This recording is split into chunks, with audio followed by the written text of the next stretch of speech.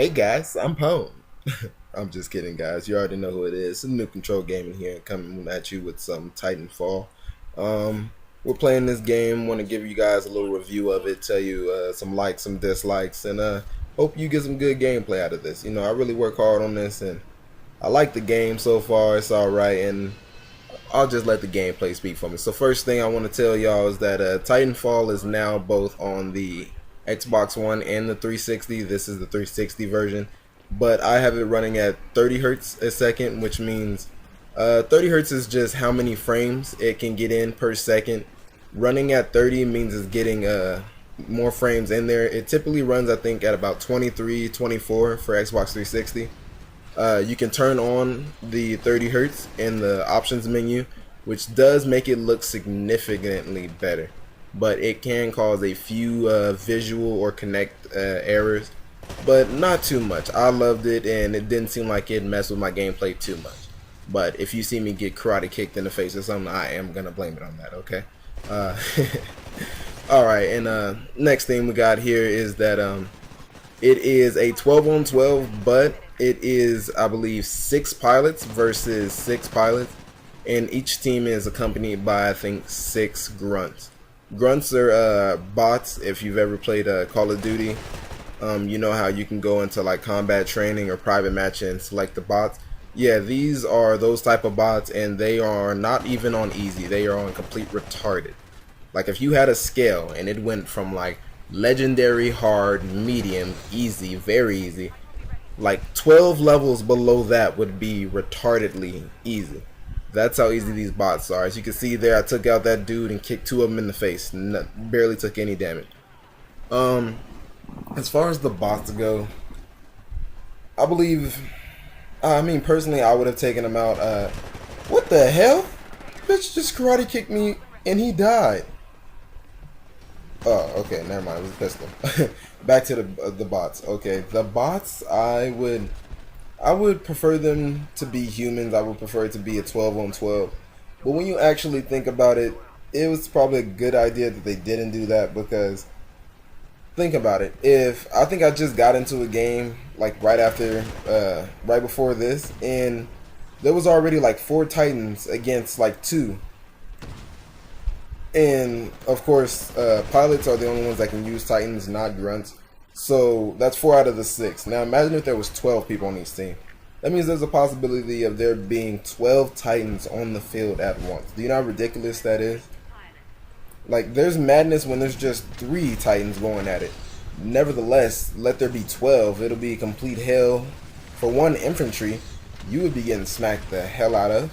And second of all, you would have no fun at all in your Titan, because you would absolutely, like, the second you step in your Titan, be getting shot by 5 of the enemy. And that's not just if you're getting killed by the enemy. What? Imagine you got those MLG type people on here, freaking 12-year-old kids that have been playing this game the second it came out and not put it down, haven't done their homework, crayons, nothing, haven't drawn in their coloring book, and they have been playing this game since it has came out. So those kids are at the top of their level, top of their class, valedictorians on this shit.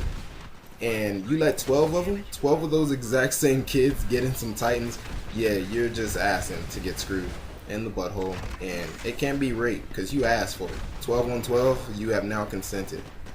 But, yeah, so I personally think that the bots, like, it balanced that way. So I just hate how stupid they are, guys. Like, it's almost safe. If you get killed by a grunt, I don't care what it is. Like, you didn't notice them, you only had a slight bit of health.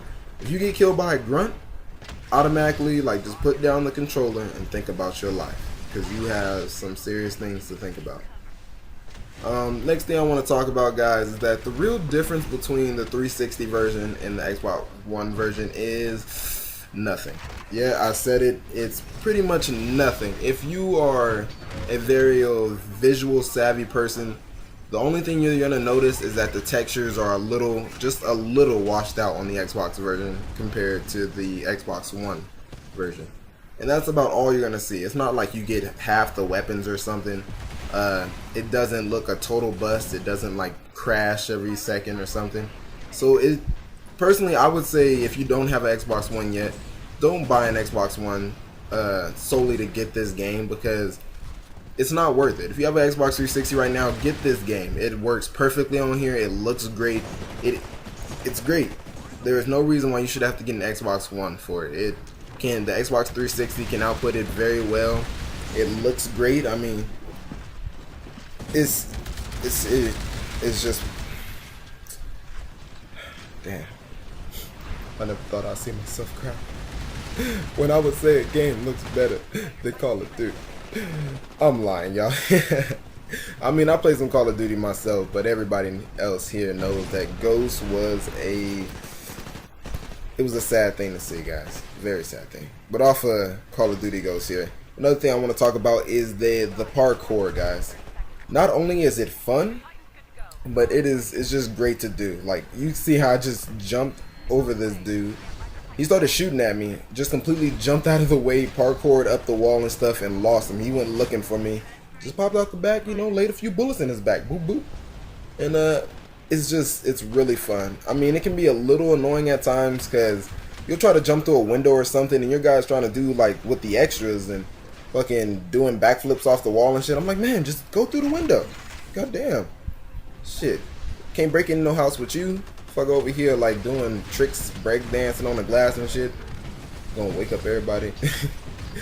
But yeah, the parkour is really fun, guys, and it's a big installment to a game. The only game that I think I've ever played that had some parkour motion like this was Mirror's Edge, and I really like Mirror's Edge too. So I like what they did with the parkour. Next, I'd like to go on to the Titans. Now, right now I'm in the Titan. I am in the Atlas. The Atlas is the balanced Titan. There's 3 Titans. There's the Atlas, the Striker, and the Ogre. The Striker is the lightweight but very maneuverable Titan. It can get taken out extremely easy, guys. If you are gonna be freshly starting on this, like just buying the game, I don't really suggest using that first Titan, because you're gonna get smacked, especially if somebody has an ogre. If somebody has an ogre, just cry yourself to sleep, because you are about to get anally raped, and like I said, it's consent. You asked for it. Then there is the Atlas. The Atlas is balanced.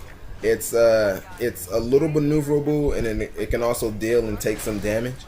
Lastly, it's the Ogre. The Ogre is a pain in the ass. It is just a fat, and I do say fat, buff ass robot that just comes out and fucking wrecks anything on the field.